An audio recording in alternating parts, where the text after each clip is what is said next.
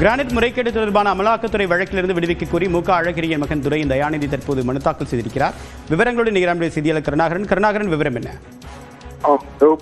அதாவது முன்னாள் மத்திய அமைச்சர் மு க அழகிரியின் மகன் துரை தயாநிதி இவர் கடந்த 2012ஆம் ஆண்டு மேலூர் பகுதியில் அந்த மேலவள பகுதியில் ஒலம்பஸ் நிறுவனம் சார்பில் சட்டத்திற்கு விரோதமாக கிரானைட் கற்களை வெட்டி எடுத்ததாகவும் 250 கோடி ரூபாய் இழப்பு ஏற்படுத்தியதாகவும் கடந்த 2018ஆம் ஆண்டு கீழவள போலீசார் வழக்கு பதிவு செய்தனர். மேலூர் நீதிமன்றத்தில் வழக்கு பதிவு செய்யப்பட்டு விசாரணை நடைபெற்று வருகிறது. இந்த சூழலில் அமலாக்கத்துறை சட்டவிரோத இந்த வழக்கில் சட்டவிரோத பண பரிமாற்றம் நடந்துள்ளது என்று கூறி மதுரை சிபிஐ நீதிமன்றத்தில் வழக்கு பதிவு செய்தனர். இந்த வழக்கு இன்று விசாரணைக்கு வந்தது. நீதிபதி சண்முகவேல் முன்பு விசாரணைக்கு வந்தது.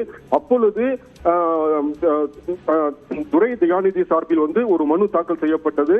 அந்த மனுவில் தனக்கு மன மற்றும் உடல்நிலை மிகவும் மோசமாக இருப்பதால் தன்னை இந்த வழக்கில் இருந்து விடுவித்து உத்தரவிட வேண்டும் என்று மனு தாக்கல் செய்யப்பட்டது. இந்த மனுவை விசாரணைக்கு ஏற்றுக்கொண்ட நீதிபதி சண்முகவேல் தற்காலிகமாக இந்த வழக்கை ஒத்திவைத்து உத்தரவிட்டனர். தேவப்பிரியன்.